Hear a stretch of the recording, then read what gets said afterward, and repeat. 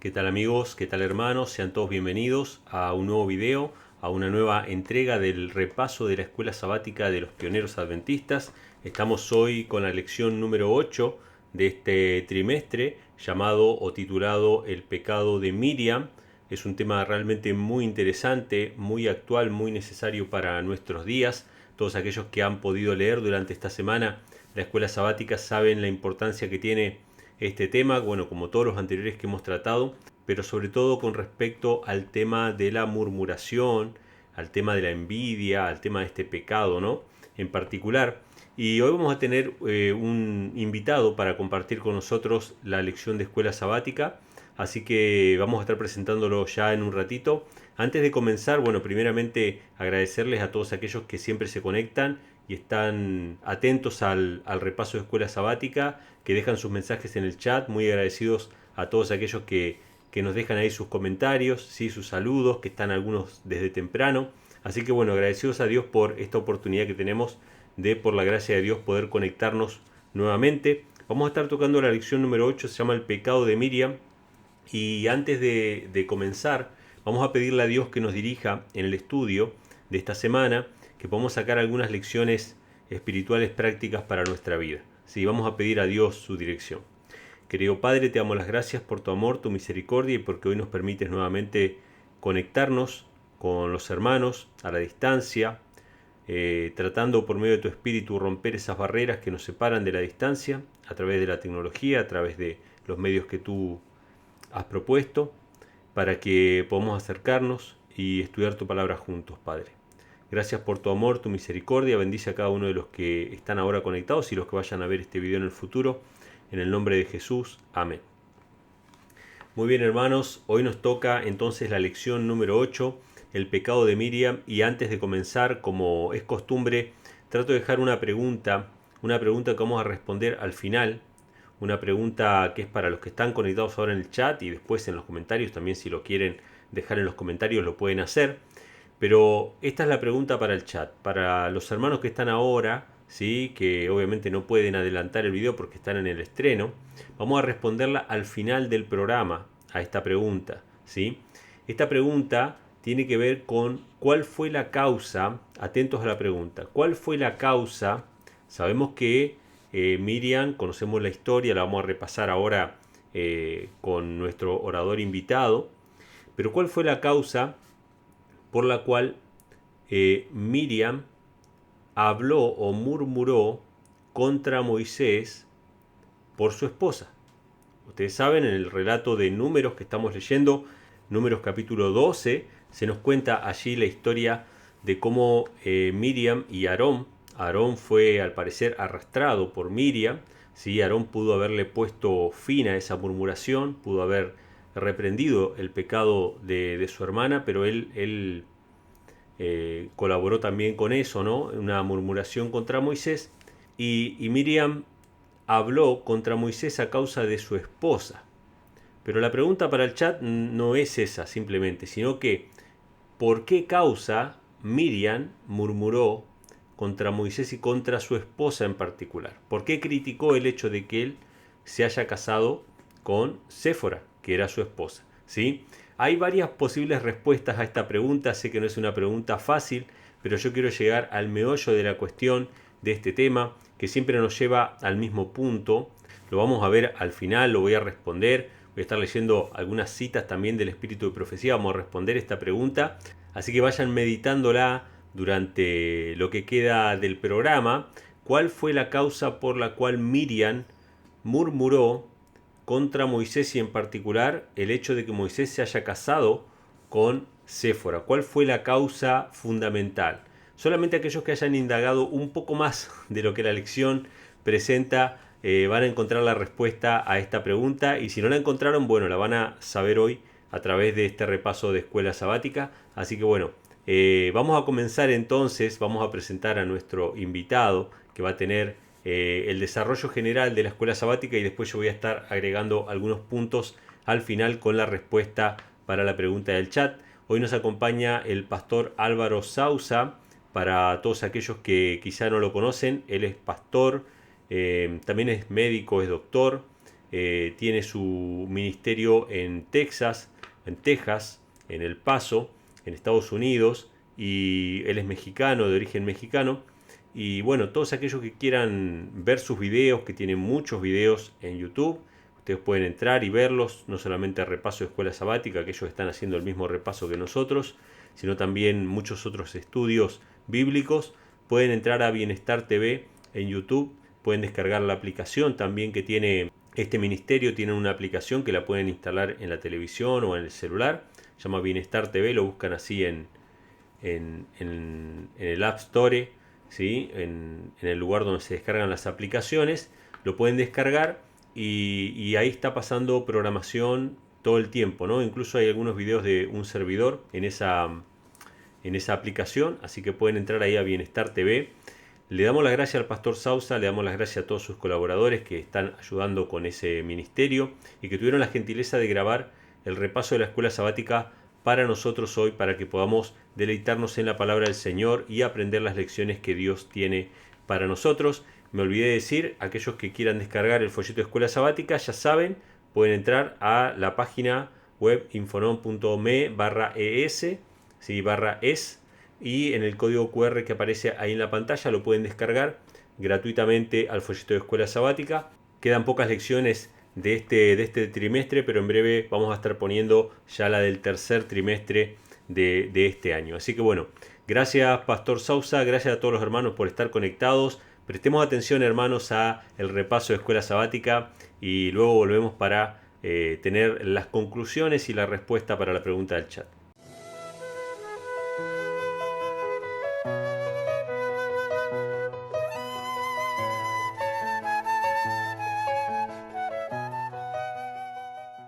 Estamos en la lección 8 de los pioneros. Para mí ha resultado muy emocionante esta experiencia y ya estamos en el segundo trimestre. Y desde luego, esa lección de los pioneros nos ayuda para entender cuáles son las sendas antiguas, para entender cómo los pioneros entendían perfectamente nuestra doctrina, la doctrina adventista del séptimo día, tal como ellos la recibieron a partir de 1844. Ahí comienza la iglesia de la Odisea, que es la iglesia adventista del séptimo día. Es la séptima etapa del pueblo de Dios después de que Jesús el Cristo subió a las mansiones celestiales. Y es muy importante saber que esta lección fue elaborada un poquito después de que los pioneros recibieron el último mensaje importante. Le llaman el último pilar de la verdad de justificación por la fe. Desde luego, este folleto que tenemos nosotros, que nos ha ayudado muchísimo, este es el segundo, dice aquí que fue elaborado en 1889. Quiere decir que fue unos meses después de que empezó precisamente el último pilar de la verdad en 1888. Habían pasado un buen número de años de 1844, pero en 1888 se inició la apostasía en el adventismo. Desde luego Dios envió el mensaje a través de los pastores John C. Waggoner. Ya Ellen White lo había dado, pero no lo entendieron porque no era el tiempo. Cuando John C. Waggoner empiezan a predicar en esa reunión de la Acción General, los teólogos, los dirigentes estaban predispuestos y no aceptaron el mensaje y lo empezaron a cuestionar. Y no permitió Ellen White que se votara como una doctrina porque iban a votar en contra. Dios le mostró todo eso a Ellen White. O sea que ahí comienza la apostasía del adventismo. Y ahora nosotros, muchos años después, ahora entendemos las sendas antiguas. Ahora entendemos la verdad, el adventismo verdadero, que es el que tenían los pioneros. Después de eso, el adventismo ha pasado por una serie de apostasías y llegamos hasta nuestros días pues con un adventismo corporativo, con un adventismo falso. Sin embargo, Dios siempre ha tenido su adventismo verdadero. Los pioneros lo siguieron manteniendo. Cuando murieron los pioneros, pues ha habido grupos adventistas que han seguido manteniendo la verdad. Y ahora nos da mucho gusto que varios de esos grupos nos hemos encontrado y estamos predicando el mensaje correcto del adventismo. Ahora es el adventismo final. ¿Por qué? Porque estamos por entrar a la ley dominical y ahí empieza el adventismo final, el adventismo de los 144,000.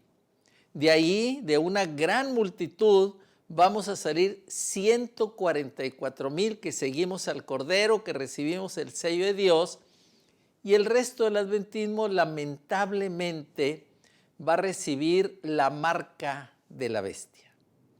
Así que nosotros tenemos que estar listos para entender, pero para eso tenemos que ir a las sendas antiguas y tenemos que buscar lo más antiguo que se pueda de la palabra de Dios. Aquí tenemos, por ejemplo, una Biblia que tiene Strong. Aquí tenemos las Biblias más antiguas, tanto en inglés como en español. Y desde luego tenemos siempre la palabra de Dios a través de Ellen White. Entonces, todas esas son herramientas que Dios nos ha dado para que nosotros realmente podamos seguir en la verdad. Y desde los nombres. Ahorita vamos a ver cómo los nombres han sido tergiversados por el enemigo. Y aún en la iglesia adventista mantenemos los nombres equivocados. Por ejemplo, vamos a ver el título de la lección. Fíjense, estamos en la historia del Antiguo Testamento, la parte 2, el segundo trimestre. Esta es la lección 8 de los pioneros, la original, y ellos le titularon El pecado de Miriam. Y todo esto, el nombre de Miriam, nosotros sabemos que fue un nombre que se le arregló en el siglo IV. Al nombre de Miriam se le llamó María. Ahora, nuestra Biblia normal viene precisamente con María. Pero yo doy gracias a Dios porque tenemos la Reina Valera Gómez, que es sacada muchas partes de las Biblias antiguas, donde se usaba la palabra Miriam. Por ejemplo, aquí nosotros vamos a ver en Números 12, cómo en realidad nos dice así. Voy a ponerla aquí, una de las citas que vamos a ver, Números 12, 1 al 3. Es la acusación a Moisés. Fíjense cómo dice, y Miriam y Aarón hablaron contra Moisés. Vean cómo dice Miriam. Pero si yo leo cualquier otra Biblia de la Reina Valera, pues dice María. Entonces ahí nosotros tenemos que entender que pues eso fue introducido para meter el nombre de María. ¿Por qué? Porque los paganos tenían una diosa que se llamaba Maya. Y así como trataron de igualar una trinidad con la Trinidad más antigua que tenían los paganos, que era de Nimrod, de Semiramis y de Tamuz. Ellos tenían una diosa maya. Entonces ellos dijeron, pues vamos a ponerle a la madre de Jesús el Cristo, vamos a ponerle María para que se parezca. Así que por eso ellos ahí inició la Trinidad del siglo IV, cuando dijeron en lugar de los nombres paganos, vamos a ponerle el nombre del Padre, el nombre del Hijo y el nombre del Espíritu Santo, porque querían tres dioses, un Dios tres en uno y uno en tres.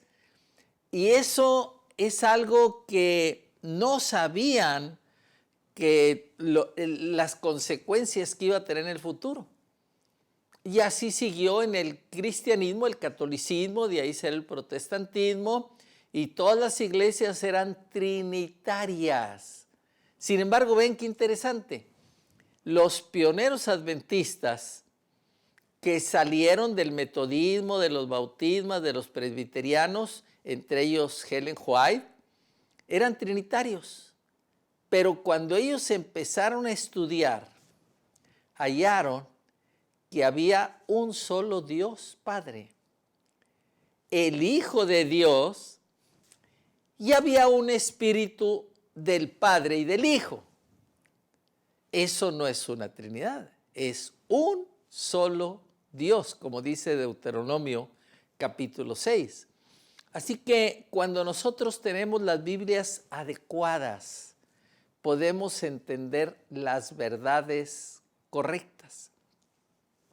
Así que hoy vamos a estudiar, y yo sí quisiera orar, porque necesitamos orar mucho. Yo tengo que presentar este tema y no me siento capacitado. Yo necesito la oración.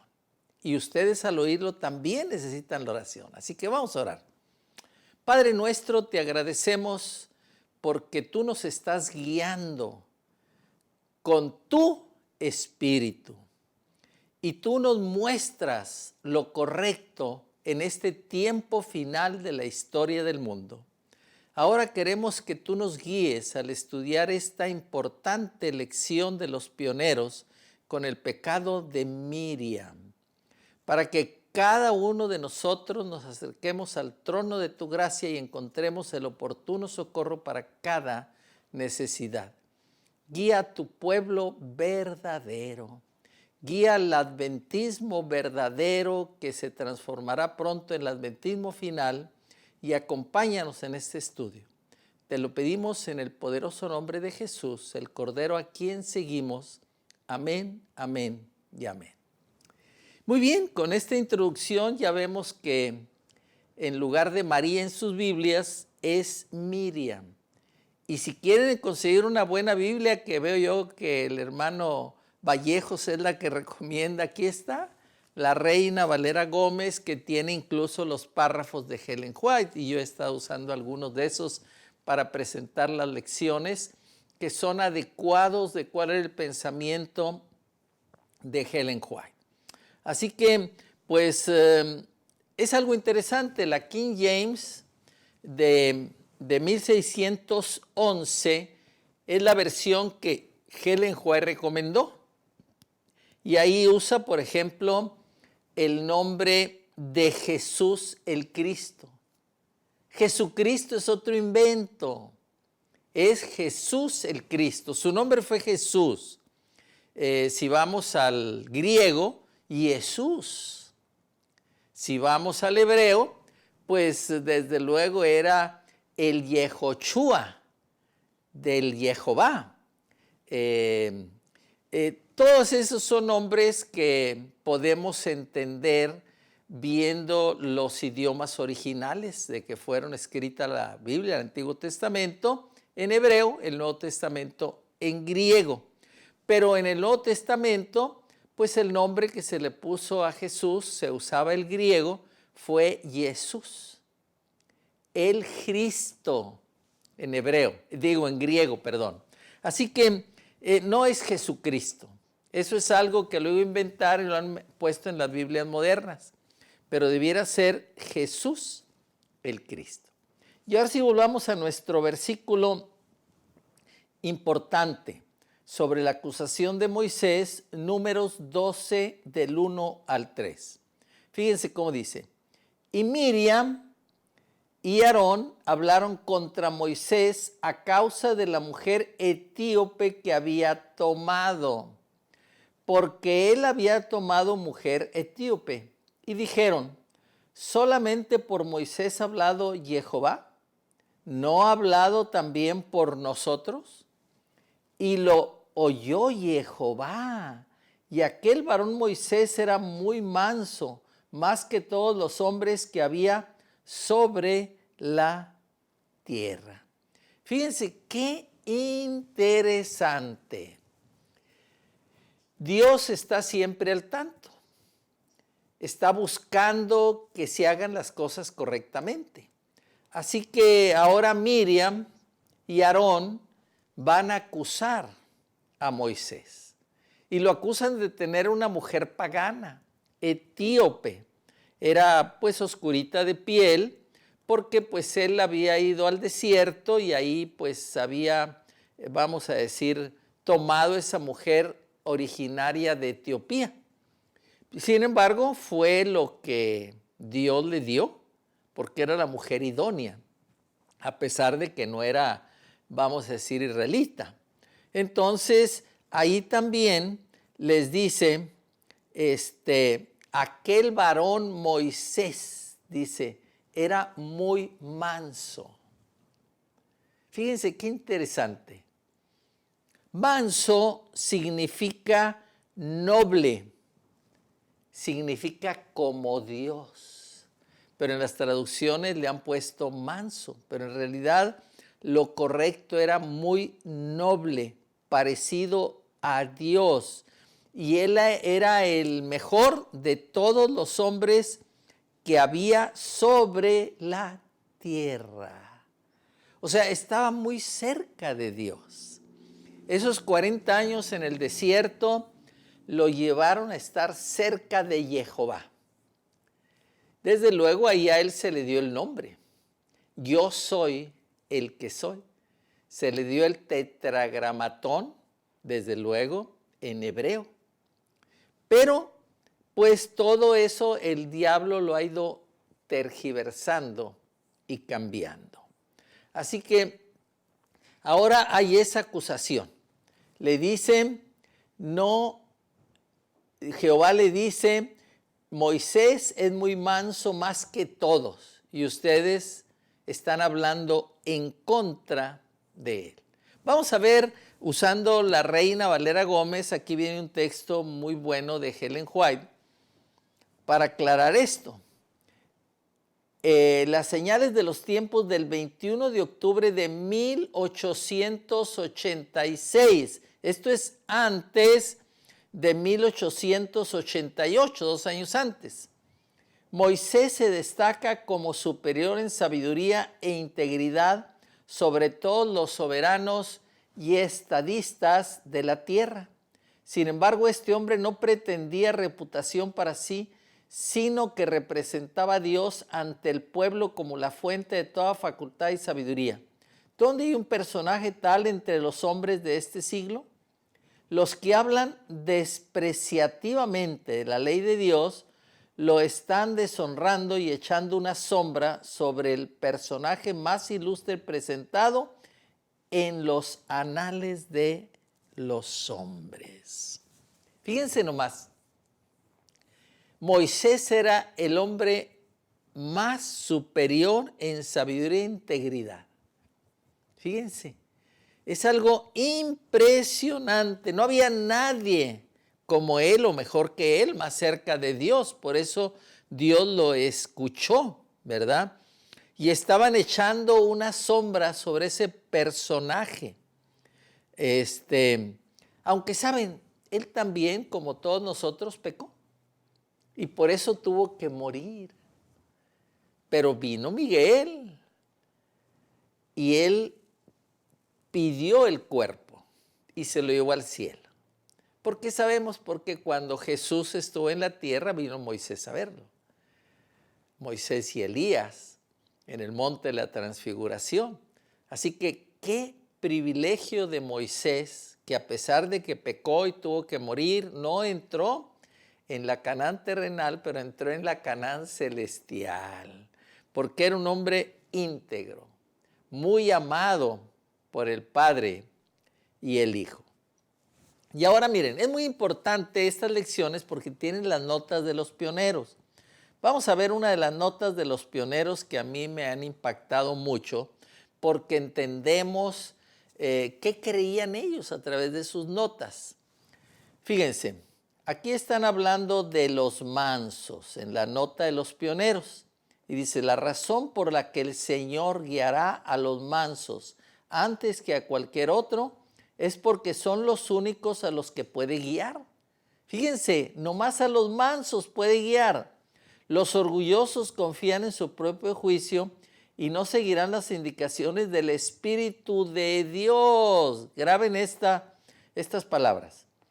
Y puesto que no está en el hombre que camina a dirigir sus pasos, se deduce que la soberbia va delante de la perdición y la altivez de espíritu antes de la caída. Fíjense aquí, el Espíritu de Dios. Aquí está rompiendo la Trinidad. Aquí se ve que no creían en una Trinidad. Creían en un Espíritu que era de Dios y que el Padre comparte con el Hijo. Así que aquí no hay un mensaje trinitario absolutamente, ¿verdad? Sino que precisamente es el mensaje que Dios quería dar. Y eso es lo importante que tenemos que saber. Y desde luego, nosotros sabemos que eso va a venir con muchos otros cambios, ¿verdad? La caída, todo eso, ¿verdad?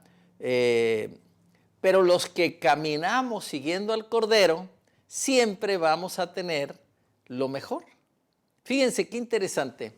Yo he estado estudiando sobre la ley dominical, que está lista. Ya se hizo en el Vaticano. Desde hace muchos años la tienen lista. De hecho, desde aquellas fechas de 1880 ya había la ley dominical. Le llamaban las leyes azules porque estaban hechas en leyes azules, y el pastor Jones tuvo que ir al Congreso de Estados Unidos a pelear en contra de esa ley y logró que la quitaran. ¿Y saben por qué logró que la quitaran? Porque ahí decía que la unidad no era con el día, podía ser cualquier día. La unidad era con la Trinidad. Y él demostró que no era correcto eso de unirse en la Trinidad. Y el Congreso la dejó en stand-by. Y hasta ahora está en stand-by.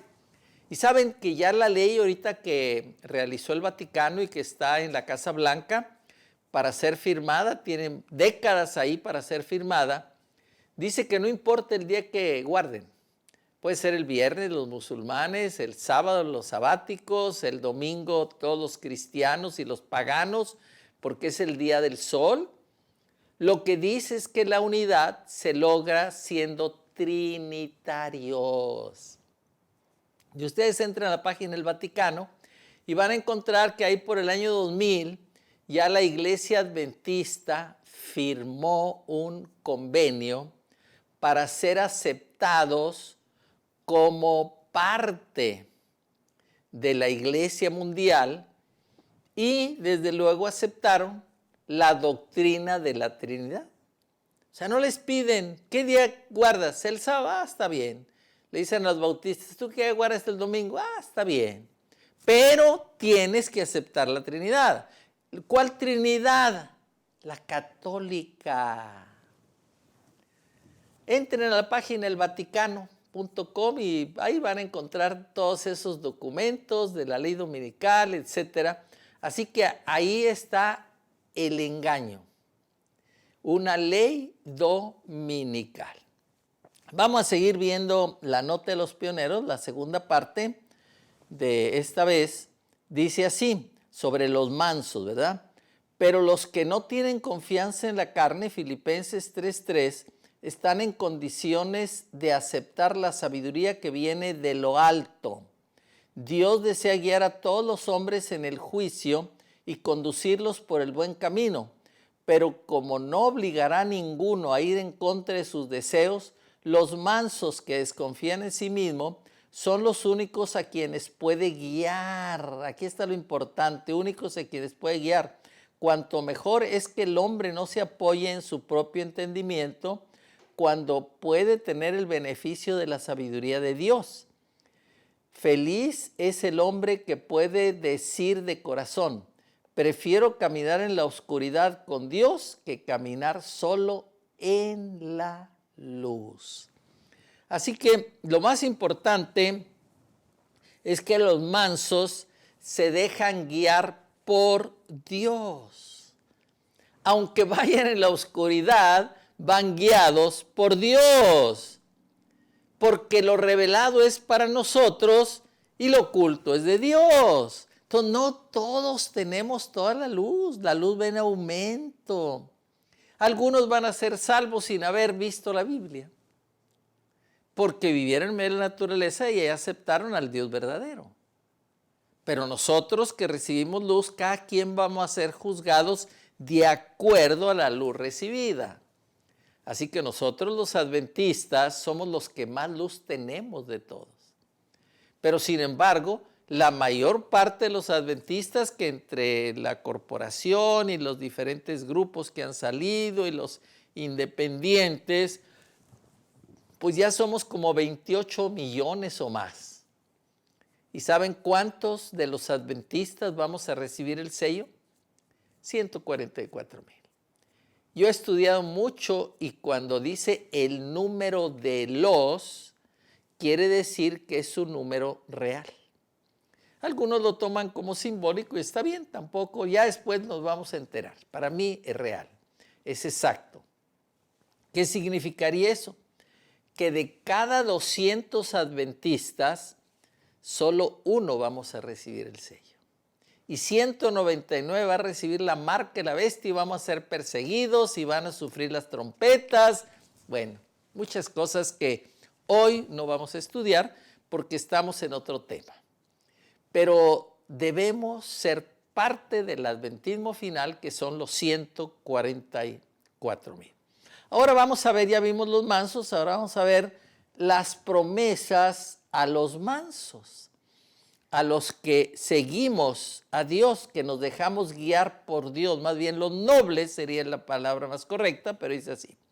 Salmo 25:9. Encaminará a los humildes por el juicio y enseñará a los mansos su carrera.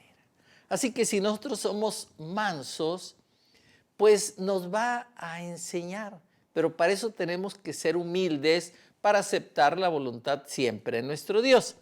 Hay otras palabras también en Mateo 5:5, otras promesas para los mansos, dice, palabras de Jesús, ¿verdad? Jesús el Cristo. Bienaventurados los mansos, porque ellos heredarán la tierra. Aquí está hablando, sigue hablando de los mansos. Estas son palabras del Cordero. O sea, ¿por qué le decimos Jesús el Cristo? Porque cuando Él vivió fue Jesús, que luego la I se transformó en J. Así Jesús, ¿verdad? Pero el Cristo es el crucificado. Ya que muere, pues ya le llaman Jesús el Cristo. Pero antes de que muriera, Él era simplemente Jesús. No se le decía Cristo, porque no había muerto, aunque era el Cordero. Así que esas son palabras de Jesús de promesa. Somos bienaventurados, ¿verdad? O sea, Él nos va a enseñar todo y nos está enseñando todo. Vamos a ver a un manuscrito de Ellen White, también sobre promesas a los mansos, manuscrito 72 de 1901. Cristo pronunció sus bendiciones desde el monte de las bienaventuranzas, como si hubiera estado cubierto por una nube de brillo celestial. Las palabras pronunciadas por él fueron de un carácter enteramente diferente de las que había salido de los labios de los escribas y fariseos. Aquellos a quienes él calificó como no bienaventurados eran precisamente los que ellos habían presentado como malditos por Dios. Declaró a esa multitud de personas que podía entregar los tesoros de la eternidad a cualquiera que él deseara. Aunque su divinidad estaba revestida con humanidad, no pensó que era usurpación ser igual a Dios. De esa manera públicamente describió los atributos de los que habían de compartir las promesas eternas. Destacó en forma particular a los que sufrirían persecución por causa de su nombre. Serían ricamente bendecidos, convirtiéndose en herederos de Dios y coherederos con Jesucristo. Grande sería su recompensa en el cielo. Ahí estaba él precisamente en el monte de las bienaventuranzas. ¿Dónde estaba ese monte? Junto al Jordán, donde empezaba el mar de Galilea. Ahí nacía el Jordán, y ahí estaba una montaña donde estaba ese monte, ¿verdad? Muy bien, vamos a seguir adelante y vamos ahora a ver cómo vamos a ser llamados a cuentas. Y vamos a ver Números 12, 14 al 6. Y luego dijo Jehová a Moisés y a Aarón y a Miriam: salid vosotros tras el tabernáculo de congregación. Y salieron ellos tres. Entonces Jehová descendió en la columna de la nube y se puso a la puerta del tabernáculo y llamó a Aarón y a Miriam, y salieron ambos. Y él les dijo: oíd ahora mis palabras. Si entre vosotros hubiera profeta de Jehová, yo le apareceré en visión, en sueños hablaré con él. Vean ustedes cómo aquí ahora son llamados a cuentas. Porque pues Miriam y Aarón lo estaban acusando falsamente, ¿verdad? Vamos a seguir con el 7 al 9 de Números 12. No hacía mi siervo Moisés que el fiel en toda mi casa. Boca a boca hablaré con él, y claramente y no por figuras, y verán la apariencia de Jehová. ¿Por qué pues no tuviste temor de hablar contra mi siervo Moisés? Entonces el furor de Jehová se encendió contra ellos y se fue. Fíjense nomás. Ahora aquí, ¿qué sufrió Miriam? Lepra. Le cayó lepra.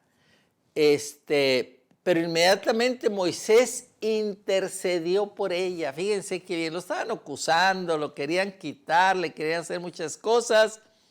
Y sin embargo ahora Moisés, esa es la nobleza, esa es la mansedumbre. Interceder por los enemigos como Jesús lo hizo. Igual Moisés lo hizo, ¿verdad? Y entonces, pues ella sabemos cómo pues fue mandada fuera del campamento, sufrió un poco, pero volvió bien, ya limpia, y hubo fiesta ahí porque se arrepintieron. Vamos a cerrar con un texto muy interesante sobre celos y contiendas de Santiago 3, 16, 18. Porque donde hay celos y contiendas, ahí hay confusión y toda obra perversa, como con Miriam y Aarón. Mas la sabiduría que es de lo alto primeramente es pura, luego pacífica, modesta, benigna, llena de misericordia y de buenos frutos, imparcial y sin hipocresía. Y el fruto de justicia se siembra en paz para aquellos que hacen paz. ¡Wow! Aquí Santiago lo describe muy bien, que pues no debe haber celos y contiendas, debemos hacer un lado. Y ahora que somos el pueblo remanente final, que vamos en el camino correcto y verdadero, tenemos que hacer un lado los celos y contiendas. Dejemos que la luz brille. Fíjense lo que dice Ellen White al respecto. Review and Herald, 12 de marzo de 1895. ¿Qué es mentir contra la verdad? Pretender que se cree en la verdad mientras que el espíritu, las palabras y la conducta no representan a Cristo, sino a Satanás. Suponer lo malo, ser impacientes y duro es mentir contra la verdad. Pero el amor, la paciencia y la clemencia están de acuerdo con los principios de la verdad.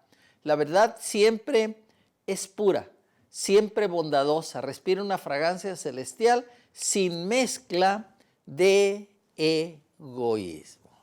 ¡Wow! Qué hermoso para cerrar esta hermosa lección de las contiendas. Debemos ser todo amor, porque el amor es Dios. Dios es amor. Entonces tenemos que ser como Jesús el Cristo. Así que eso es lo importante. No como María mayormente o Miriam, que es el nombre correcto, y Aarón, que venían a acusar a Moisés.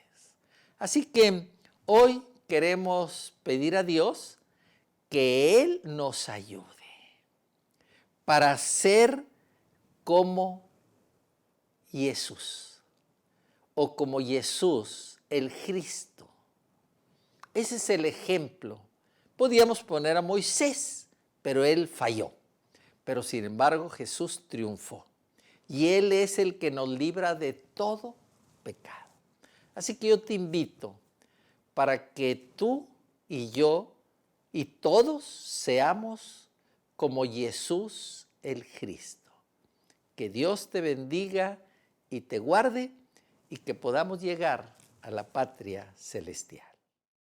Bueno, muchas gracias, Pastor Álvaro Sousa. Gracias por colaborar con nosotros y estar siempre tan atento para esta obra del Evangelio. Le recomendamos a todos aquellos que quieran ver los videos del Pastor Sousa que entren ahí a Bienestar TV en YouTube, búscanlo así, Bienestar TV, o que descarguen la aplicación, porque realmente puede ser de mucha bendición para los hermanos que quieren ver contenido de calidad del mensaje de los tres ángeles, ¿no? No solamente están los videos de él, están los videos de un servidor, hay videos de otros ministerios también ahí, así que pueden googlearlo, pueden buscarlo, Bienestar TV en la App Store y también en YouTube para ver los videos del Pastor Álvaro Sousa. Bueno, muchas gracias entonces a todos los que están comentando, a todos los que empezaron a responder la pregunta para el chat. Esperamos que les haya hecho meditar un poco sobre esta cuestión.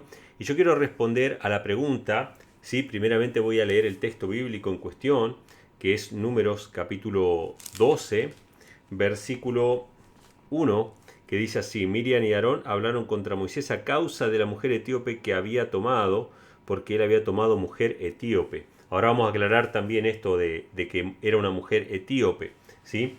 La murmuración de María, que trajo como consecuencia el tema de la lepra, que bueno, la sierva del Señor dice, ¿no?, en Patriarcas y Profetas, que si no se hubiese aplicado este castigo público, no se hubiese frenado nunca el tema de la murmuración en el campamento de Israel. Recuerden que ellos están continuamente murmurando contra Dios, contra que Dios estableció a Moisés, etcétera, etcétera.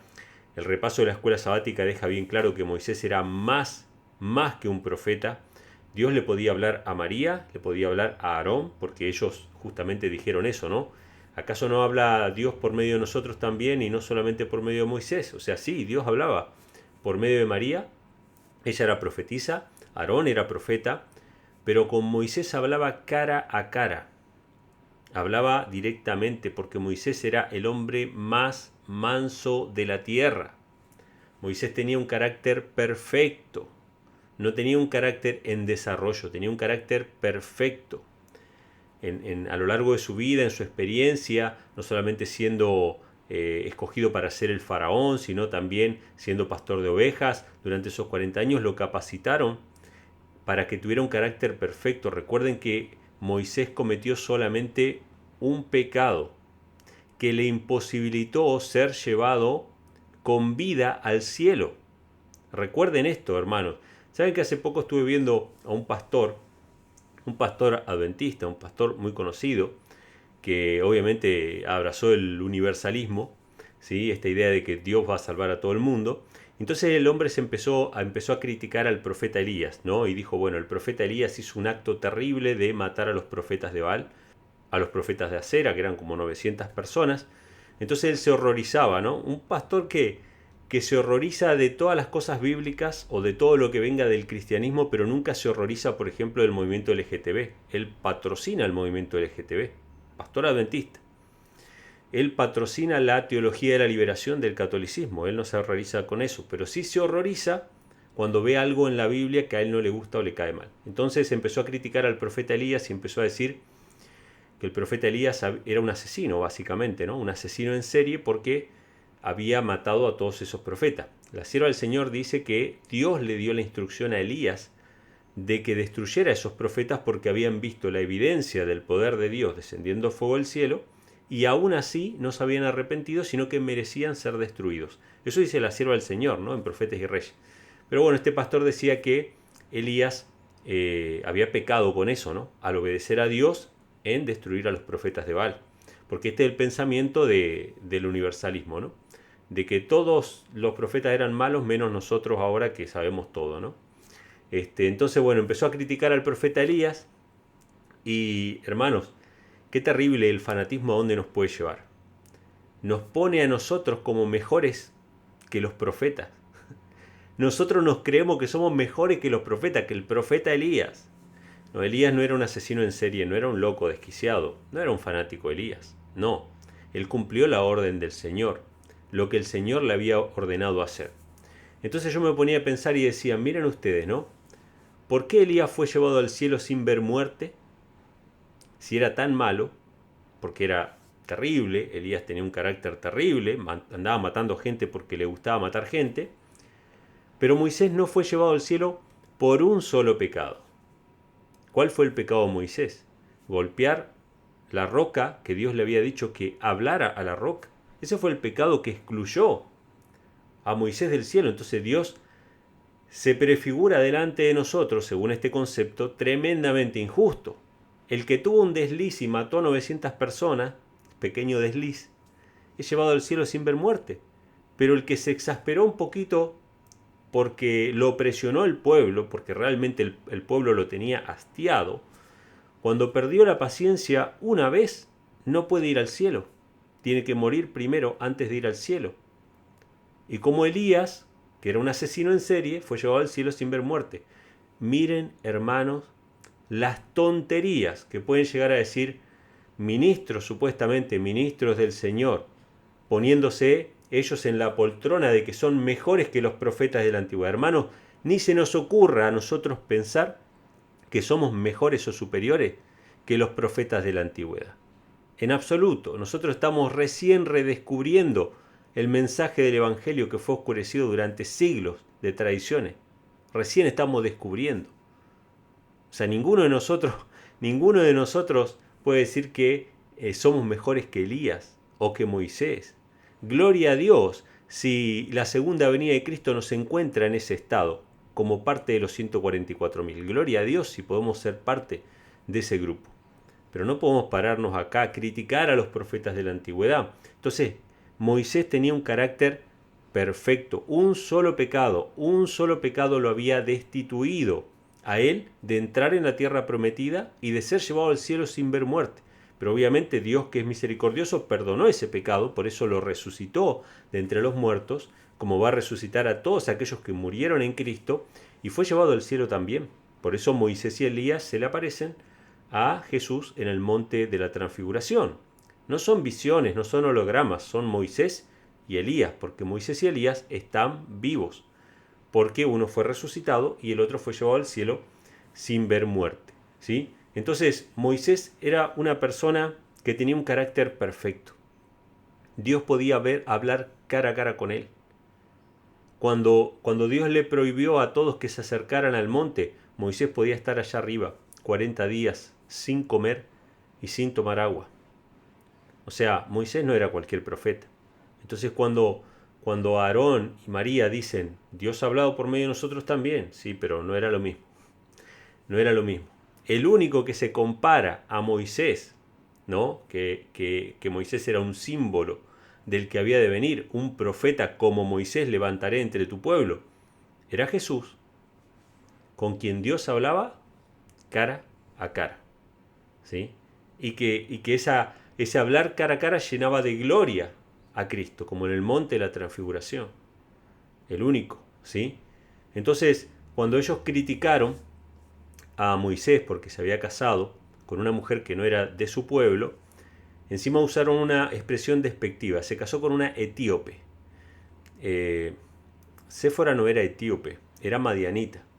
Y obviamente tenía diferencias físicas, digamos, visibles. Su piel era más oscura, era gente que habitaba en el desierto. Y obviamente eran descendientes de Abraham, pero no eran del pueblo de Israel, puntualmente. Era de una rama de Abraham, pero no era descendiente de los 12 hijos de Jacob. ¿Sí? Así que los madianitas creían en el Dios verdadero. Y ahora vamos a ver por qué Miriam y Aarón se complotaron a hablar en contra de Séfora, la esposa de Moisés. Para eso voy a leer una cita del Espíritu de Profecía que se encuentra en el libro Patriarcas y Profetas, ¿sí? En la página 402. Este es el capítulo 33, titulado del Sinaí a Cades, Y en la página 402 dice lo siguiente: cediendo al espíritu de desafecto, María o Miriam halló motivo de queja en cosas que Dios había sobreseído especialmente. El matrimonio de Moisés le había disgustado. El hecho de que había elegido esposa en otra nación en vez de tomarla de entre los hebreos ofendía a su familia y el orgullo nacional. Se la trataba a Séfora con un menosprecio mal disimulado. O sea que lo primero que dice acá es que ya por el solo hecho de ser extranjera, ya era un poco discriminada, ¿sí? Esto es una característica, hermanos, no solamente del pueblo judío, de muchas naciones, de muchos pueblos, ¿no? Que tienen esta cuestión de no casarse con otras naciones. Había sí un mandato de parte del Señor de no mezclarse con naciones paganas, pero en realidad los madianitas, o por lo menos en esa época, los madianitas tenían su sacerdote que era Yetro, adoraban al Dios verdadero, o sea que era el mismo Dios de Abraham, aunque quizá no tenían todo el conocimiento. Así que la idea de Dios obviamente era unir, ¿no?, a los pueblos para que le sirvieran a Él. Y obviamente que Moisés era reconocido como el líder escogido por Dios, o sea que no había problema con eso. Todas las instrucciones y todas las leyes que Dios quería darle al pueblo las iba a recibir Madián también, los madianitas la iban a recibir por medio de Moisés. Así que no había problema con eso, pero sin embargo Séfora era discriminada. Era como: vos no sos de nuestro pueblo, vos no sos de nuestra nación, y estaba ahí un poco al margen. La siguiente cita dice: aunque se la llama mujer cusita o etíope, la esposa de Moisés era de origen madianita y por lo tanto descendiente de Abraham. En su aspecto personal difería de los hebreos en que era un tanto más morena. O sea, era un poco más morena que los hebreos y por eso ya la llamaron una mujer etíope. Pero obviamente no era de Etiopía propiamente dicho, sino que simplemente ella tenía la piel un poco más oscura. Pero acá viene el meollo de la cuestión. Fíjense lo que dice en la página 401, un poquito más adelante. Dice: ni María ni Aarón fueron consultados en el nombramiento de los 70 ancianos. Fíjense qué interesante. ¿Por dónde viene la cuestión? ¿Qué pasó? Había que nombrar 70 ancianos. Esto fue por consejo del suegro de Moisés, del padre de Séfora. Yetro aconsejó que Moisés tenía muchas tareas y que tenía que repartir esas tareas con más personas. Dice: esto despertó sus celos contra Moisés. Durante la visita de Yetro, mientras los israelitas iban hacia el Sinaí, la pronta aceptación de Moisés de los consejos de su suegro hizo temer a Aarón y María que la influencia que ejercía sobre el gran caudillo superase la propia. O sea, ellos empezaron a tener miedo de que Yetro tuviera más influencia sobre Moisés que la que ellos, Aarón y Miriam, tenían sobre Moisés. Empezaron a sentir celos de que Moisés aceptara tan rápidamente los consejos de su suegro. Entonces dicen: la organización del Consejo de los Ancianos creyeron que tanto su posición como su autoridad habían sido menospreciadas. Nunca había conocido María y Aarón la carga de cuidado y responsabilidad que había pesado sobre Moisés. No obstante, por haber sido escogidos para ayudarle, se consideraban copartícipes con él de la carga de dirigir al pueblo y estimaban innecesario el nombramiento de más asistentes. O sea, ellos creyeron que obviamente no fueron consultados en el nombramiento de los 70 ancianos y ellos creyeron que era innecesario nombrar más personas porque con ellos dos Moisés ya tenía suficiente ayuda y ellos creyeron que tenían la autoridad y la posición, ¿no?, de dirigir juntamente con Moisés. Eran sus ayudantes, Sí, sin lugar a dudas, Dios los había llamado a ser ayudantes de Moisés, pero no tenían ellos sobre sus lomos la carga de responsabilidad que Moisés tenía sobre el pueblo. Y la última cita está en el 403 y dice: cuando Séfora se reunió con su marido en el desierto, vio que las cargas que llevaba estaban agotando sus fuerzas y comunicó sus temores a Yetro, quien sugirió que tomasen medidas para aliviarle. Esta era la razón principal. Escuchen esto, respuesta para la pregunta del chat. Esta era la razón principal de la antipatía de María hacia Séfora. Herida por el supuesto desdén infligido a ella y a Aarón, y considerando a la esposa de Moisés como causante de la situación, concluyó que la influencia de ella le había impedido a Moisés que los consultara como lo había hecho antes.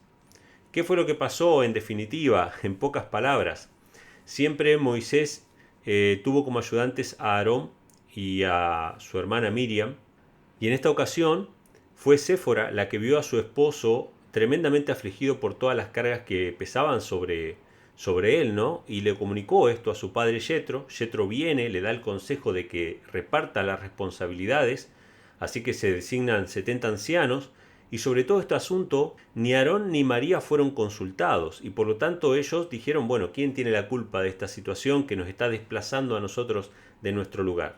Nadie los estaba desplazando, no había ningún problema. Su posición o sus responsabilidades no estaban en juego. Simplemente ellos no vieron la necesidad que tenía este hombre de ayuda, de más ayuda, ¿sí? Así que se la agarraron con Séfora. Dijeron, ella es la culpable de que Moisés haya hecho este movimiento sin consultarnos a nosotros. Y acá viene el germen de la cuestión, hermanos, y eso es lo que me quiero detener en esta hora. Ellos se enojaron porque no fueron consultados. Recuerden muy bien esa palabra, hermanos. Ellos se enojaron porque no fueron consultados, porque no vinieron a preguntarle, ¿sí? ¿Quién fue el primero en enojarse por no ser consultado? Esto lo cuenta, ¿no? La Biblia, el Espíritu y Profecía. ¿Quién era el que tenía la multitud de sus contrataciones o la multitud de sus consultas? Se enalteció tu corazón a causa de la multitud de tus consultas. ¿Sí? ¿Quién era ese? Era Lucifer. Pero cuando el Padre le dijo a su Hijo, hagamos al hombre a nuestra imagen, Satanás no fue consultado, Lucifer no fue consultado. Lucifer tuvo celos de Jesús. ¿Por qué? Porque él no fue consultado. A mí se me consulta siempre, ¿por qué en esto no se me consulta? Tremendo, hermanos, tremendo. El pecado de Miriam fue el mismo pecado de Lucifer. La envidia, el pecado de Miriam y de Aarón, porque Aarón se subió también a esa cuestión, ¿no? Se sumó y apoyó y sancionó lo que María estaba haciendo, que estaba mal. Él podría haberse desligado de eso, él podría haberla reprendido, lo dice el Espíritu y Profecía, pero no lo hizo. La cosa es que Dios llama delante del santuario a Moisés, a Miriam y a Aarón, manifiesta su desagrado, dice quién es Moisés, que él lo escogió, que es el hombre más manso de la tierra, etc. Miriam queda leprosa, es algo muy interesante esto. Miriam queda leprosa al instante, no por un proceso natural, sino al instante. ¿Sí? No fue una degradación progresiva, que un día le salió una llaga, al otro día no, fue al instante. Aarón se humilló en el polvo, confesó su pecado, no negó, dijo que habían actuado locamente. Y Moisés inmediatamente, sin ningún tipo de resentimiento. La madurez espiritual que tenía este hombre le permitía no abrigar rencor contra aquellos que habían hablado mal recién a sus espaldas, sino que se postró de rodillas, hermanos, y qué lección para nosotros tenemos hoy. Se postró de rodillas a rogarle a Dios que la sane. La sierva del Señor dice que ella fue sana de inmediato. Ese mismo día fue sana. Sin embargo, estuvo fuera del campamento durante 7 días. ¿Sí? Ella fue sanada ese mismo día. No es que fue sanada al final de los 7 días. Ese mismo día, por la oración de Moisés, fue sanada. Pero volvió al campamento después de 7 días, y esto tenía que servir de lección. Porque los que murmuran contra los siervos de Dios, ¿contra quién están murmurando? Contra Dios, hermanos. Entonces, este es un llamado de atención, hermanos, para cada uno de nosotros. Nosotros podemos estar en desacuerdo con ministros, pastores, etcétera, etcétera, pero no podemos murmurar, no podemos descalificar por cuestiones personales, solamente porque nos afectan nuestros intereses. Porque ellos no acusaron a Moisés de enseñar una falsa doctrina. Ellos no acusaron a Moisés de haberse desviado del camino en algún principio de la fe. Este hombre no tenía nada de qué ser acusado. Ellos lo acusaron por una cuestión, ¿no? Que se casó con una etíope. Una cuestión personal. Una cuestión que no les incumbía a ellos ni siquiera. Y muchas veces sucede esto, hermanos, en las iglesias. Tenemos un resentimiento contra un hermano o tenemos una discrepancia contra un hermano en la manera de hacer las cosas, y en vez de hablar de esa cosa que es puntual, ellos tendrían que haber ido a hablar y haberle dicho a Moisés: pero Moisés, mirá, nosotros pensamos que nosotros te podemos ayudar, y ellos lo hubiesen explicado, se hubiesen arreglado, etc. Pero en vez de atacar ese problema, que era lo que a ellos les disgustaba, obviamente no querían quedar expuestos en su orgullo de considerarse mejores, ¿sí? O mayores de lo que eran. En vez de hacer eso, lo atacaron con una cuestión personal. Y muchas veces sucede eso, hermanos. Nosotros podemos estar en desacuerdo con diferentes ministros o siervos del Señor. De hecho, no todos estamos de acuerdo. Todos los que participamos en esta escuela sabática no estamos de acuerdo en todo. Pero yo no puedo atacar por cuestiones personales a mi hermano o tratar de exponerlo de alguna u otra manera. A lo sumo lo que puedo hacer es discutir o tratar de dirimir las diferencias de interpretación o de la Biblia que tenga con esa persona. Pero no puede haber murmuración, hermanos, en ese sentido. Tratar de desacreditar a alguien por una cuestión personal, independientemente de las doctrinas o de la enseñanza que esté llevando, ¿sí? Entonces, esto también es una lección importante para nosotros. Pero bueno, respuesta para la pregunta del chat de manera concreta, de manera directa: ¿cuál fue la causa por la cual María y Aarón murmuraron contra Moisés por causa de su esposa? Fue porque su esposa había dicho a su papá, a Yetro, que su esposo estaba muy cansado. Yetro le aconsejó que repartiera el trabajo. Él aceptó esto, ¿sí? Y ellos sintieron que no fueron consultados en ese asunto. Fue una cuestión de orgullo, orgullo. Les tocó el orgullo. Como si nosotros somos los segundos al mando, no se nos consultó sobre este cambio, ¿sí? Hermanos, seamos pacientes, seamos humildes. Si no te consultan algo, si pensás que te están pasando por arriba, seamos humildes, hermanos. Muchas veces las cosas son más sencillas de lo que pensamos.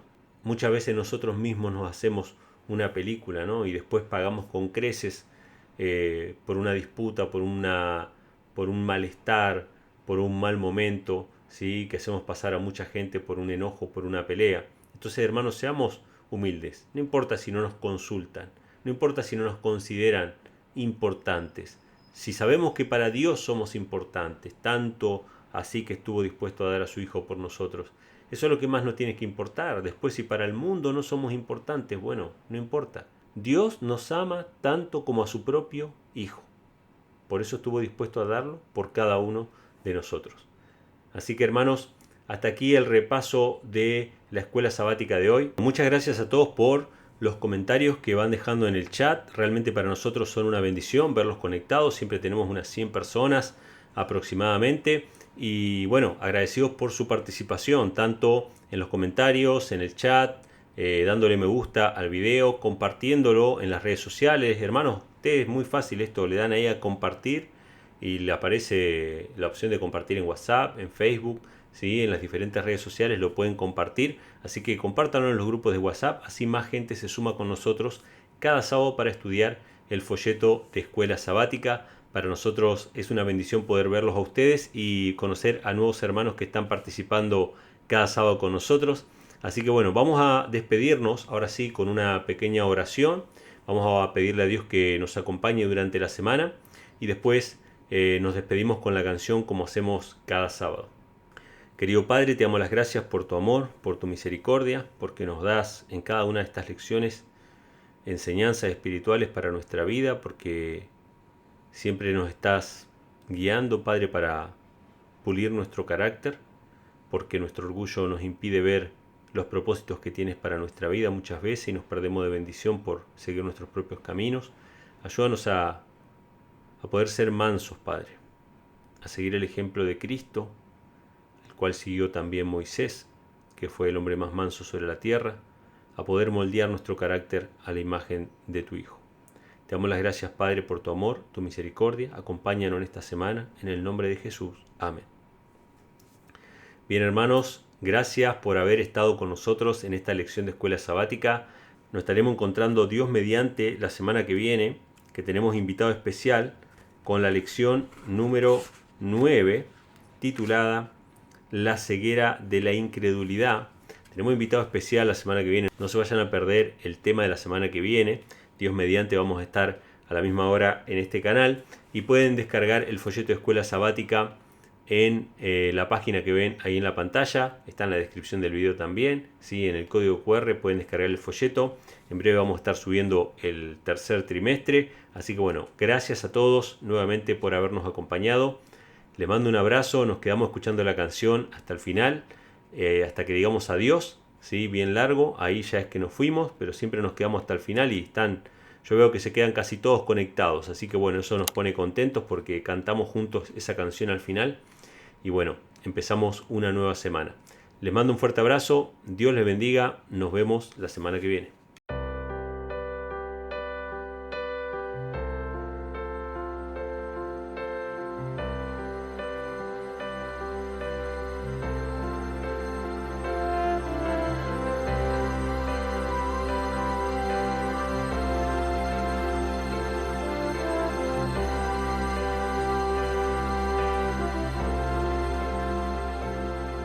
Cuando escucho el canto de las aves, cuando veo las hermosas olas de la mar, cuando siento el aire que respiro,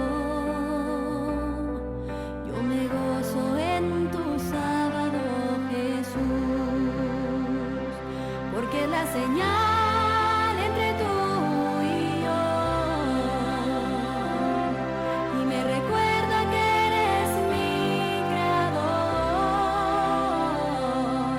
monumento de tu amor, tu poder y tu grandeza.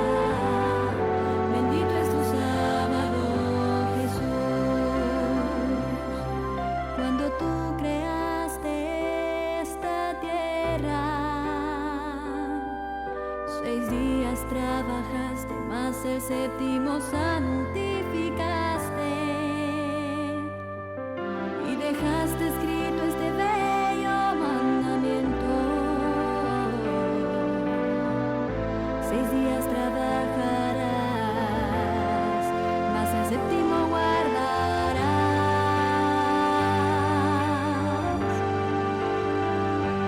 Cuando estuviste en esta tierra lo guardaste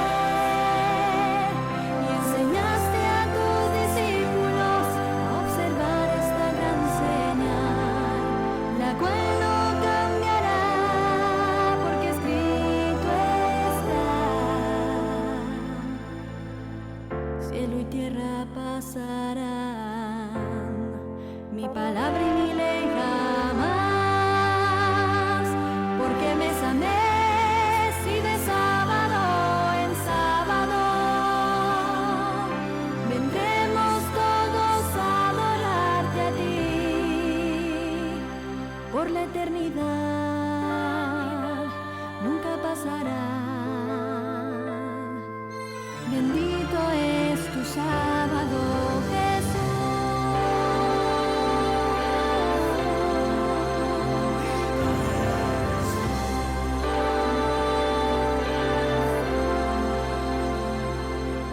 Cuando observo tu creación, me lleno de tu paz, pues sé que hallo consuelo en ti, Jesús. Con cada árbol, cada flor, con el canto de las aves, te siento muy cerca, Señor, porque es la señal entre tú y yo, y me recuerda que eres mi creador, monumento de tu amor, tu poder y tu